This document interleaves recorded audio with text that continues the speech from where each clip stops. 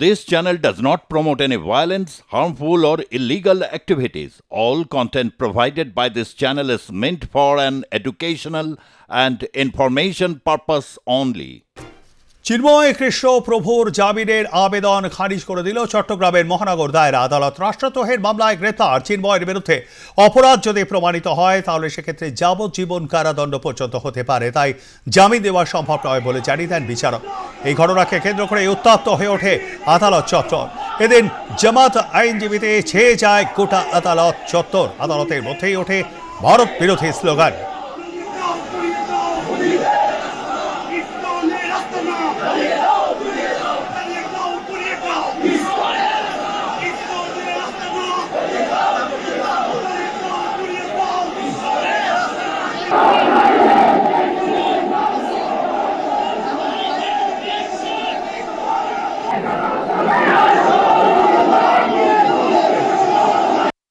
এটা আপনারা ওই ভিডিও দিয়ে আপনারা কোনো প্রমাণ করতে পারবেন না, কারণ এটা হলো সামাজিক মাধ্যমে যোগাযোগের ভিডিও। সে পর্যায়ে এরা ভিডিও দিয়ে সবগুলো বলার পরে ওটা কী করে সব অভিভাবকের কথা শুনে বলতে এটা আমরা নাম হয়তো এটা একটা পরবর্তীতে আবার শুনে নিয়ে দিতে পারবো। কোনো তারিখ কি দিয়েছে কিনা? কোনো তারিখ দিয়েছে না, এখনো তারিখ দেয় নাই, তারিখ হয়তো বা পরে জানাতে পারবো। এটা এখন তারিখ দেয় নাই, এরা আমল করে কোর্টটা উঠে গেছে। এখন দাবি হবে না, দাবি দেয় নেই। সরাসরি আপনাদের দাবিগুলো কি থাকবে? আমাদের দাবিগুলো থাকবে উনি যে রাষ্ট্রের আমাদের যে সার্বভৌমত্ব, যে আমাদের যে রাষ্ট্রীয় যে পতাকা, সে পতাকা যে অবমাননা করেছে, সে পতাকার অবমাননা সুষ্ঠু তদন্ত করব। সেই সুষ্ঠু তদন্ত করে তাকে দোষী সাব্যস্ত করে তার আইনগত শাস্তি করা হবে। উনি যেই অবমাননা করেছেন এবং সেটাই সুষ্ঠুভাবে তদন্ত করে করছে কিনে সুষ্ঠুভাবে তদন্ত করে তার যে আইনগত সেটা শাস্তি হোক। এর পরিপ্রেক্ষিতে যে আমাদের একজন এইটাকে কেন্দ্র করে আমাদের একজন যে লয়ার, আমাদের একজন ভাই, আমাদের একজন কলিগ যে মারা গেছে, মারা যাওয়ার পর ওনাকে কিন্তু এখানে 5টা মামলা হয়েছে। কোনো মামলায় সিমিয় দাসকে আসামি করেনি। কেন আসামি করেনি এটা আমরা বলতে পারবো না। আমরা লয়াররা বারবার বলার শব্দ থাকে আসামি করেনি এটা আমরা কি জন্য করে না, কেন করে না, এটা আমরা এখন স্পষ্ট করে বলতে পারিনি। তবে আমাদের দাবি থাকবে সুষ্ঠুভাবে তদন্ত করে ওই আরিফ পরীক্ষার মামলায় উনি জড়িত থাকে তাকে এই মামলাতে তাকে আসামি করা হয়। এটা হলো আমাদের দাবি এবং আমরাও চাই যে আমাদের একজন কলিগ মারা গেছে তার সুস্থ তদন্ত করে তার দ্বারা ওই মারার সাথে ছিল তাদেরকে সুস্থ তদন্ত করে তাদেরকে আইনের আওতায় শাস্তি দেওয়া হোক। এটা হলো আমাদের দাবি। আমরা এই নিয়ে কথা বলবো, চলে যাবো নিউজরুমে রয়েছেন আমাদের প্রতিনিধি সুচারু মিত্র। সুচারু, চিন্ময় কৃষ্ণ দাস ব্রহ্মচারীর জামিন আদালতে খারিজ হয়ে গেল, শুধু তাই নয়, সেই সঙ্গে মোহর ভারত বিরোধী স্লোগান গোটা আদালত চত্বর জুড়ে, এবং বিচারক পরিষ্কার জানিয়ে দিলেন যে রাষ্ট্রদ্রোহে তার অভিযোগ রয়েছে। চিন্ময় কৃষ্ণ দাস ব্রহ্মচারীর বিরুদ্ধে অভিযোগ প্রমাণিত হলে যাবজ্জীবন কারাদণ্ডে দণ্ডিত হতে পারেন। অ্যাকচুয়াল কি হচ্ছে বাংলাদেশে? দেখো, চিন্ময় কৃষ্ণ দাস ব্রহ্মচারীকে আবারও জেলেই থাকতে হচ্ছে। আইনজীবী বদলেও হলো না কিছু, এবং যে খানিকক্ষণ আগে যে ছবি দেখালে আদালত চত্বরের, ওটা আদালত নাকি মাছ বাজার। কারণ যেভাবে দেখতে পাওয়া যাচ্ছে আদালত চত্বরের মধ্যে জামাতের সদস্যরা তারা স্লোগান করছেন, ভারত বিরোধী স্লোগান করছেন, এবং আইনজীবীরা, আমি জানি যখন তারা জ্যাকেটটা পরে নেন তখন তারা আইনের রক্ষক, আইনের প্রতিনিধি, আইনের হয়ে কথা বলবেন। সেখানে একজন হিন্দু সনাতনী সন্ন্যাসী, তার জামিনের বিষয়ে শুনানি, কিন্তু এমন মনোভাব তারা দেখাচ্ছেন যে জোর যার মুলুক তার। ফলে অপূর্ব ভট্টাচার্যের মতো দুধে আইনজীবী, বাংলাদেশের সুপ্রিম কোর্টে তার যথেষ্ট নাম রয়েছে এবং তিনি প্রাক্তন অ্যাটর্নি জেনারেল বাংলাদেশের, তিনি আজকে লড়তে এলেন। এবং চিন্ময় কৃষ্ণ দাস ব্রহ্মচারী কোনো রাষ্ট্রদ্রোহী কাজ করেনি, এবং তিনি চিটাগং থেকে চট্টগ্রাম পর্যন্ত একটি লং মার্চ করতে চেয়েছিলেন। বাংলাদেশের সংখ্যালঘুদের উপর আক্রমণ হচ্ছিল, তাই শুধুমাত্র সংখ্যালঘু হিন্দু নয়, খ্রিস্টান বৌদ্ধদেরকে সংগঠিত করে সনাতনী জাগরণ জোট তৈরি করে তিনি একটু মুভমেন্ট করছিলেন। এটাই বোধহয় ডক্টর ইউনূস সরকারের কাছে চক্ষুশূল হয়ে গেছে, এবং বিশেষ করে মৌলবাদী শক্তির কাছে চক্ষুশূল হয়ে গেছে। আজকে আদালতে কি বলা হলো, সরকারি পক্ষের আইনজীবী বললেন যে চিন্ময় কৃষ্ণ দাস ব্রহ্মচারী বাইরে গেলে তিনি প্রভাব খাটাবেন, বাংলাদেশ নাকি ফের উত্তাল হয়ে যাবে। কিন্তু যেখানে সে দেশের বিশিষ্ট কবি ফারাদ মাজার বলছেন ডক্টর ইউনূসকে সরাসরি, যেটা ঠিক হচ্ছে না, ছি এটা লজ্জার। তিনি কোনো রাষ্ট্রদ্রোহী কাজ করেননি, তিনি একজন শান্ত হিন্দু সনাতনী সন্ন্যাসী, তাকে এভাবে জেলে মিথ্যে কেসে রাখাটা ঠিক হচ্ছে না। বাংলাদেশের গৌরব, বাংলাদেশের সম্মান, বাংলাদেশের কৃষ্টি তাতে কালিমা লিপ্ত হচ্ছে। কিন্তু তারপরেও ডক্টর ইউনূস যেটা করলেন, চিন্ময় কৃষ্ণ দাস ব্রহ্মচারীর যারা সঙ্গী তাদেরকে মিথ্যা মামলা দেওয়া হয়েছে। আজকে অপূর্ব ভট্টাচার্যরা পারলেন না, ফলে কবে চিন্ময় কৃষ্ণ দাস ব্রহ্মচারী বেরোবেন? এবং জেলের মধ্যে কিন্তু তিনি মাঝে মধ্যেই মনোবল হারাচ্ছেন। এবং আজকেও দেখা গেল বিচারক জানিয়ে দিলেন যে না, তার বিরুদ্ধে রাষ্ট্রদ্রোহিতার অভিযোগ রয়েছে, তিনি জামিন পেলে তদন্ত প্রক্রিয়া প্রভাবিত হতে পারে এবং যাবজ্জীবন তার কারাদণ্ডের একটা প্রস্তুতি নেওয়া শুরু হয়েছে, কারণ অনেক তথ্য নাকি তাদের কাছে রয়েছে। কিন্তু আইন তো প্রমাণে কথা বলে, ফলে সে দেশের বিচার ব্যবস্থাটাও এই মুহূর্তে কতটা নিরপেক্ষ সেটা দেখার। এবং সরকারি আইনজীবীর সওয়াল শোনার পরেই কিন্তু বিচারক চিন্ময় কৃষ্ণ দাস ব্রহ্মচারীর জামিনের যে আবেদন, যে ক্ষীণ আশা আজকে ছিল জানুয়ারি 2 তারিখে তিনি আবেদন করলে জামিন পেতে পারেন, সেই আবেদন নাকচ করে দিলেন। এবং পরবর্তী ডেট, অর্থাৎ কতদিন পর্যন্ত তাকে আবার জেলে থাকতে হবে সেটা হয়তো খানিকক্ষণের মধ্যেই ঘোষণা হবে। কিন্তু ইতিমধ্যে আমরা যেটা জানতে পাচ্ছি, অপূর্ব ভট্টাচার্য সহ আরও বেশ কিছু আইন উপদেষ্টা তাদের সঙ্গে কথা বলবার পর চিন্ময় কৃষ্ণ দাসের হয়ে যারা দাঁড়াচ্ছেন তারা সিদ্ধান্ত নিয়েছেন বাংলাদেশের হাইকোর্টে তারা মুভ করবেন, কারণ লোয়ার কোর্টে অনেকগুলো মামলাতেই দেখা গেল বেল দেওয়া হচ্ছে না চিন্ময় কৃষ্ণ দাস ব্রহ্মচারীকে। প্রবীর, একদমই তাই। অবশ্যই পরিস্থিতির ওপর নজর রাখো। এবং অপূর্ব ভট্টাচার্য যেমনটা জানিয়েছেন যে হাইকোর্টে অর্থাৎ উচ্চতর আদালতে তিনি আবেদন করতে পারেন। তুমি আমাদের সঙ্গে থাকো সুচারু। জুলাই বিপ্লব ঘোষণাপত্র জারির দাবিতে ইউনূস সরকারকে আলটিমেটাম দিয়েছে বৈষম্য বিরোধী ছাত্র আন্দোলনের নেতা হাসনাত আবদুল্লাহ। তার এই মন্তব্যের প্রেক্ষিতে আওয়ামী লীগ সরকারের পরও সমালোচক তথা বিশিষ্ট সাংবাদিক মাসুদ কালাম বলেন, আওয়ামী লীগ অপ্রাসঙ্গিক হবে না, বৈষম্য বিরোধী ছাত্র নেতাদের ছুপা ছানারা বাংলাদেশের ইতিহাস থেকে নিশ্চিহ্ন হয়ে যাবে। আমি অনেক লোককে বলতে দেখি যে আওয়ামী লীগ অপ্রাসঙ্গিক হয়ে যাবে, হ্যান হবে। এই যে হাসনাত আবদুল্লাহ বলছে, আওয়ামী লীগ বুঝে? আওয়ামী লীগও বুঝে না, অপ্রাসঙ্গিকও বুঝে না। আওয়ামী লীগ একটা বিরাট দল, আওয়ামী লীগ একটা বিরাট দল। এরা কোন কোন মানে স্বপ্নের জগতে বাস করে। এরা মনে করে আজকে একটা ডিক্লারেশন দেবো, আওয়ামী লীগ শেষ হয়ে যাবে। আচ্ছা, যদি আওয়ামী লীগ শেষই হয়, সচিবালয়ে আগুন ধরছে, সবাই বলতেছে নাকি আওয়ামী লীগ ধরাইছে, ছাত্রলীগ নাকি ধরাইছে, এটা বলতেছে। আওয়ামী লীগ তো শেষ হয়ে গেছে, ছাত্রলীগ তো শেষ হয়ে গেছে। তাহলে এখনো তো আওয়ামী লীগ তো ভূত হয়ে আপনার ঘাড়ের মধ্যে চাইপা আছে। আওয়ামী লীগের ভূত তো আপনি ঘাট থেকে নামাইতে পারছেন না। যে ভূত আপনি ঘাট থেকে নামাইতে পারেন না, সেটাকে আপনি নিশ্চিত করে দিবেন কেমনে করে ভাই? সেই দলকে আপনি অপ্রাসঙ্গিক কেমনে করে করবেন? আওয়ামী লীগের প্রসঙ্গ তো আপনার টাইনে আনতেছেন। যে আওয়ামী লীগকে নিশ্চিহ্ন করার চেষ্টা করাটাই হবে আত্মঘাতী। এখন যারা বলে বঙ্গবন্ধু অপ্রাসঙ্গিক, আওয়ামী লীগ অপ্রাসঙ্গিক, আমি ভাবি তারাই রিয়েলি আমাদের স্বাধীনতার বিরোধী ছিল।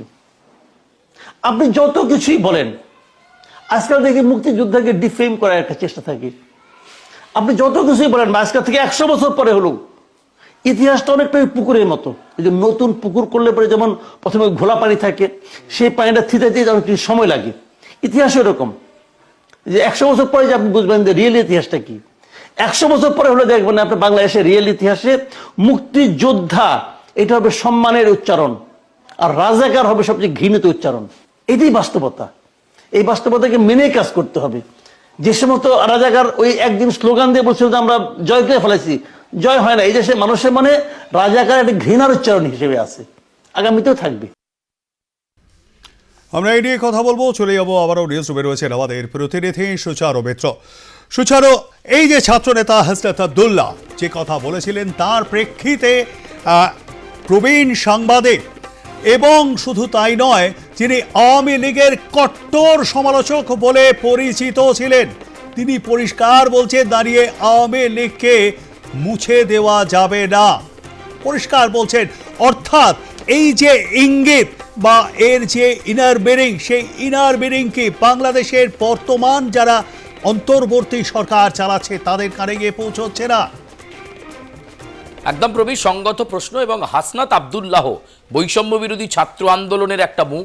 এর আগেও তিনি নানা মন্তব্য করেছেন, বিতর্কের তৈরি করেছেন। কখনো বলেছেন মুক্তিযুদ্ধের সময় পাকিস্তানের পক্ষ নেওয়াটাই ঠিক ছিল, আবার এখন এরকম কথা বলছেন। কিন্তু মাসুদ কামালের মতো সাংবাদিক যে কথা বললেন, তার কথার সূত্র ধরে আমরা এডিটর ইন চিফ সুজিত চট্টোপাধ্যায়ের ব্যাখ্যায় যাব। মাসুদ কামাল হাসনাত আব্দুল্লাহকেও বলল যে এরা হচ্ছে পোনা মাছের মতো আর কি।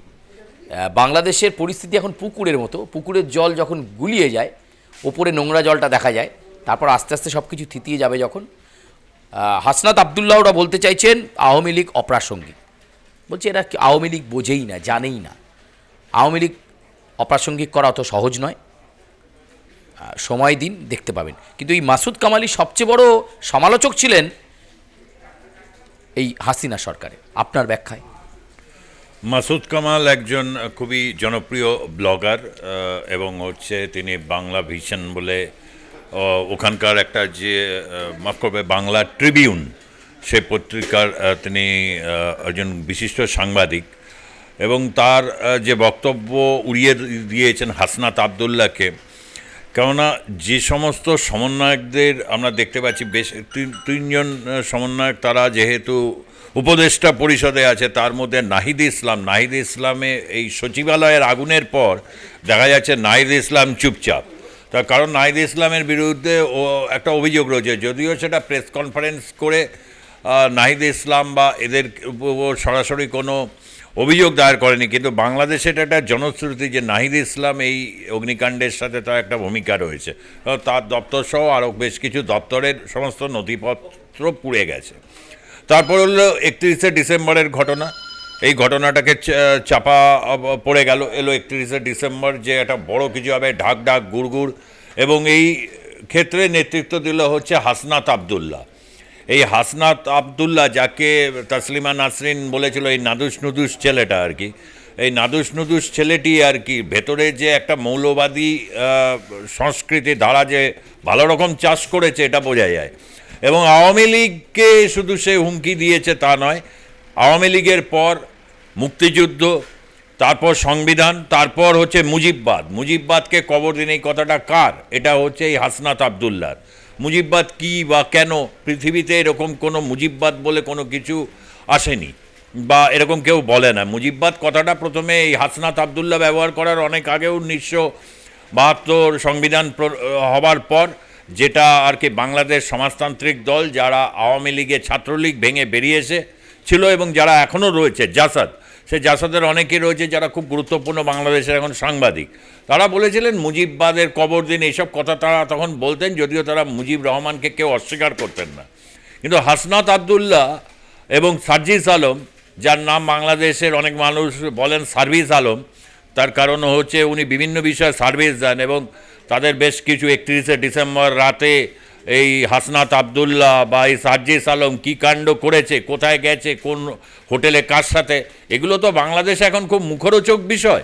এবং তার সাথে সাথে এই সমস্ত করছে, আর মাঝে মধ্যে হচ্ছে গ্যাস অম্বল হলে যেরকম হচ্ছে উদ্গার বা ঢেকুর তোলে, এরকম ঢেকুর তোলে। সেই ঢেকুরের মধ্যে থেকে একটা বদগন্ধ বেরিয়ে আসছে এবং সেই বদগন্ধর মধ্যে দিয়ে সে আওয়ামী লীগকে নিশানা করছে।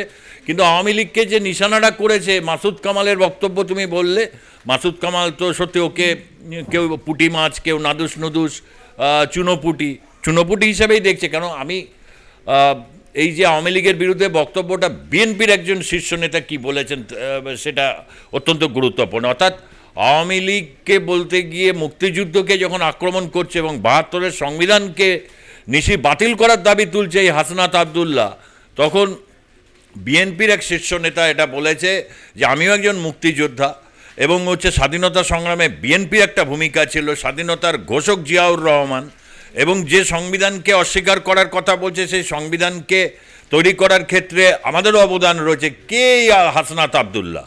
এই হাসনাত আব্দুল্লাহ বা এই ধরনের এই যে ছাত্র সমন্বয়ক, তারা অতি আর কি উৎসাহী হয়ে এবং হচ্ছে তাদের ভেতরে যেভাবে জঙ্গিবাদ এবং মৌলবাদ তারা চারণ করেছে, তা এই যখন ক্ষমতা হাতে পেতেই তারা সেটা অনেকটাই পরিলক্ষিত হচ্ছে। এবং হিন্দু বিদ্বেষ ছড়ানো থেকে শুরু করে সংখ্যালঘু বিদ্বেষ, মুক্তিযুদ্ধ বিরোধী অবস্থান, সংবিধানকে বাতিল করার প্রক্রিয়া, এই সমস্ত কিছুই নিয়ে তারা 15ই জানুয়ারির মধ্যে বলেছে এটা ঘোষণা দিতে হবে। কি ঘোষণা দেবে? ইতিমধ্যে সরকার তো জানিয়েই দিয়েছে, সরকার এদের থেকে নিজের দূরত্ব তৈরি করেছে এবং বলেছে জুলাই যে অভ্যুত্থান তার ঘোষণাপত্র সরকার দেবে সংশ্লিষ্ট সবার সাথে কথা বলে। সংশ্লিষ্ট সবার সাথে কথা বলার মানে এই ক্ষেত্রে বিএনপি আছে স্টেক হোল্ডার, জুনায়েদ সাকি রয়েছে, বা হচ্ছে গণ অধিকার মঞ্চ তার যে প্রধান ভিপি নূর তিনি রয়েছেন, এরকম অনেকের সাথে কথা বলে সময় সাপেক্ষ ব্যাপার। আসলে বাংলাদেশের সরকার এখন বুক রক্ষা করতে পারছে না। ইউনূস যেভাবে হিন্দু বিদ্বেষী এবং হচ্ছে সংখ্যালঘু বিরোধী একটা অবস্থান নিয়েছে এবং বাংলাদেশের মানুষকে যেভাবে বেইজ্জত করছেন দুনিয়ার সামনে, তার একজন অন্যতম অংশীদার হচ্ছে এই সমন্বয়কদের যারা নেতা, বৈষম্য বিরোধী ছাত্র আন্দোলন করে যারা একটা কেউকেটা তৈরি হয়ে গেছে, আর তাদের নাটের গুরু হচ্ছে এই সার্জিস আলম এবং হচ্ছে এই হাসনাত আবদুল্লাহ। অনেক ধন্যবাদ সুজিত আপনাকে। আমরা কথা বলছিলাম আমাদের এডিটর চিফ সুজিত চট্টোপাধ্যায়ের সঙ্গে। পরিষ্কার তিনি জানাচ্ছেন যে ঠিকই বলেছেন মাসুদ, এবং তার মতো একজন বর্ষিয়ান সাংবাদিক কিন্তু পরিষ্কার বললেন এভাবে কোনো বড় একটি রাজনৈতিক শক্তিকে অপ্রাসঙ্গিক বলা যায় না। যদি গণপ্রজাতন্ত্র থাকে তাহলে আওয়ামী লীগও থাকবে। ফলে এক্ষেত্রে একদিকে চিন্ময় কৃষ্ণ দাস ব্রহ্মচারী জামিন পেলেন না, আর অন্যদিকে বাংলাদেশে একেবারে বৈষম্য বিরোধী ছাত্র আন্দোলনের নেতারা একটার পর একটা ঘোষণা করছেন, একটার পর একটা চ্যালেঞ্জ ছুড়ে দিচ্ছেন, একটার পর একটা ডেট দিয়ে যাচ্ছেন তারা। কবে বাংলাদেশের পরিস্থিতি স্বাভাবিক হবে আর কবেই বা নির্বাচন হবে সেটা এখন বোধহয় সবচেয়ে বড় প্রশ্ন। একদমই তাই। অসংখ্য ধন্যবাদ আমাদের সঙ্গে থাকবার জন্য।